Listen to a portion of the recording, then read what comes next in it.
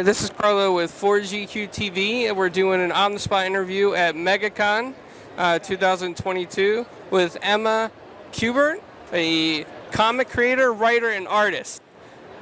Yeah, that's me. So, Emma, can you tell us a little bit about yourself?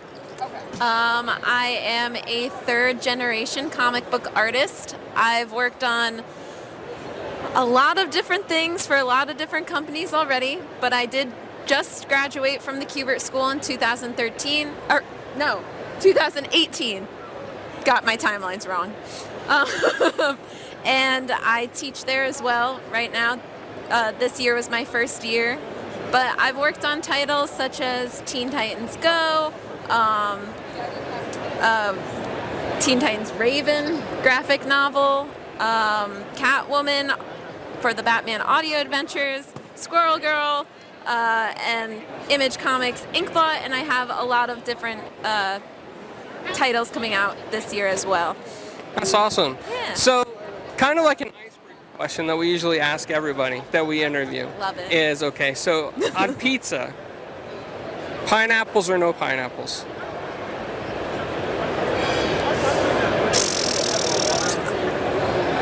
Is this like a yes or no question, or can I explain?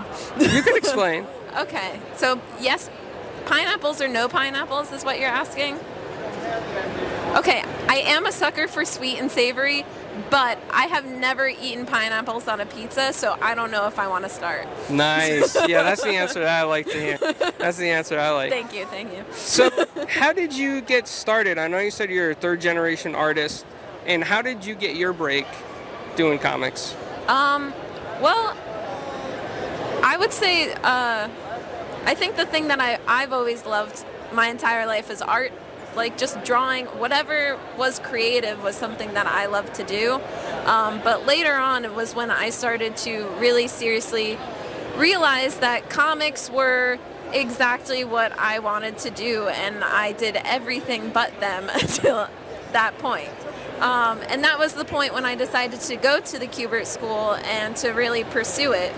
And I mean, to go to a school that has your own last name, you kind of have to take it seriously.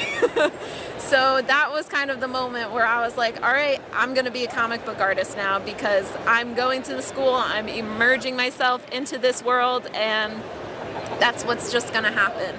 But being a comic book artist is hard. And so I got my big break when we were about a year and a half out of school, and I was sending my portfolio around to everywhere, and that gave me and my partner Rusty Gladd an opportunity to pitch Image Comics Inkblot. So that really was kind of like I guess it was the starting point of everything happening to me now.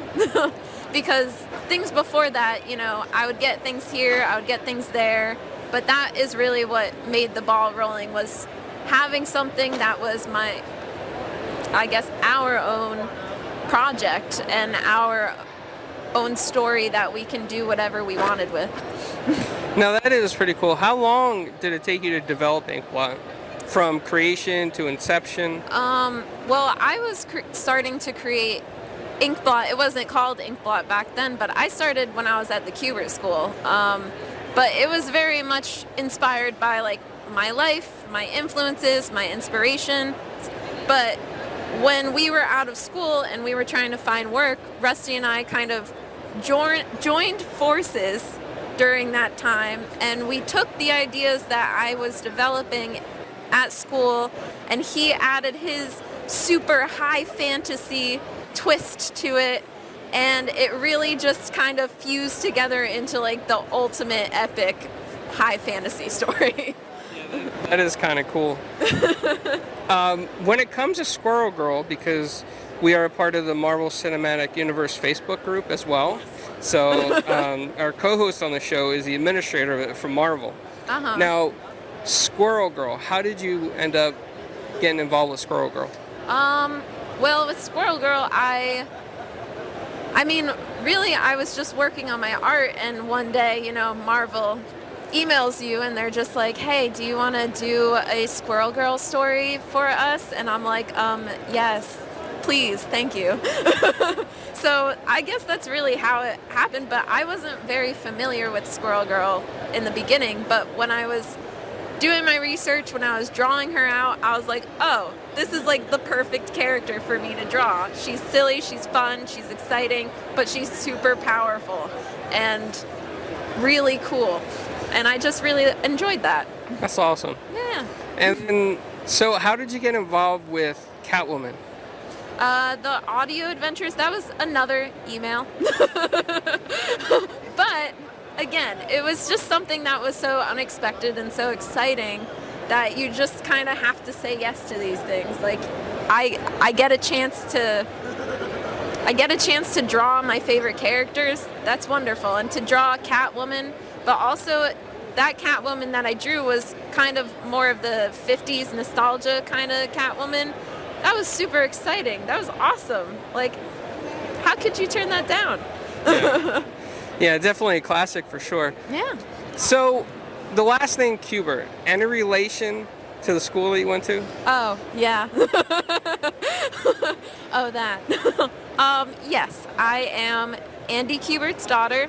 I am Joe Kubert's granddaughter and Adam's niece.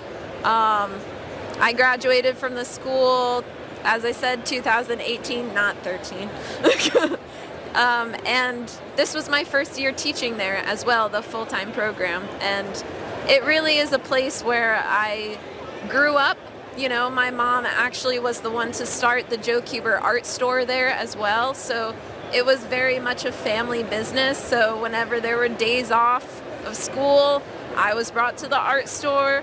Whenever, you know, we just wanted to have fun, me, my cousins, my friends, we would run around the school and rollerblade and all that good stuff. It's really home to me. That's what it is. And the Kubert name, it's more than that. It's a family. That's really cool. So it's like a relaxed environment for you, a comfortable... It was, but nowadays, not so much, because you gotta work, you gotta draw, and that's what it's meant for. It's like an environment where you get to sit with like-minded people who love art, who love to draw, and you just enjoy everything. It's like going to a convention of artists.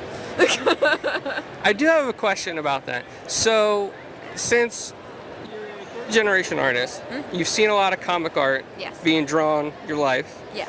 Have you ever just taken a piece of it and messed with it and then put it back and never tell them? What do you mean? Like, you know, just add a little line here, a little line there. Well, actually, so I will give you an exclusive on this. Oh, nice. Is that the first thing that I actually did draw, was a little tiny teddy bear in a carnival scene that my dad was drawing when I was very little, and he was drawing me in it too. And he wanted me to draw a little bear in there. And then I also did a little bit for my Uncle Adam. I had to do some lettering for him in his comic.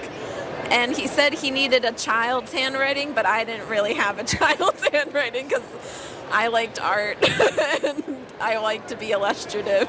So I don't know if he erased it or not, but I know those two tidbits is, I didn't mess with it. I was told to.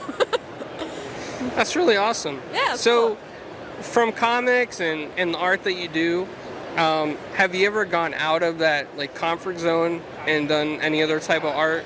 Have you ever tried animation? Oh yeah. I actually did pretty much all art before comics.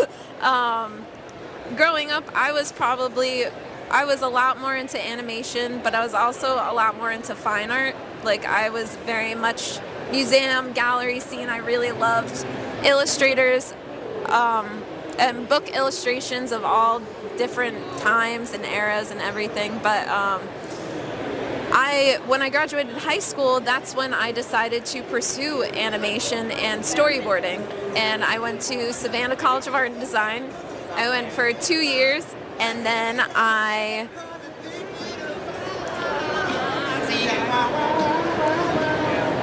and then I dropped out.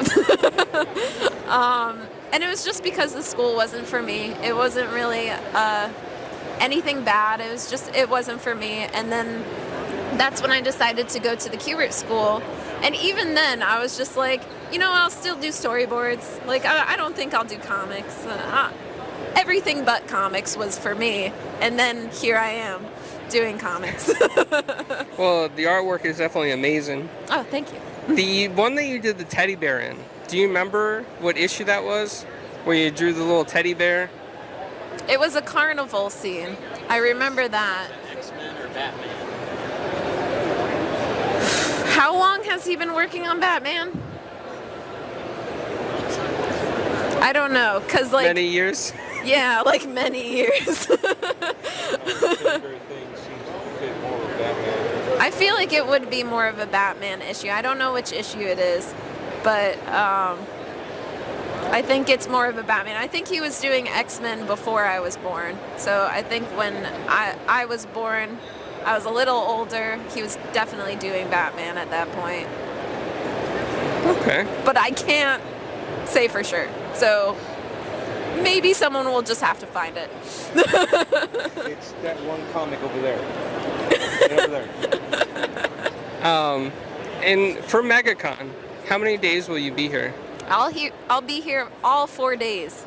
Nice. And I'm doing panels on Saturday and Sunday. Awesome. Yeah. All right. Well, I just want to thank you for your time and your interview. And, you know, feel free to let people know where they can find you. Oh, yeah. You can find me on Instagram, Twitter, Facebook, at Emma Kubert. Awesome. Easy. Well, thank you very much for your time and have a great time at the convention. Yeah, thank you. Appreciate it. Yay.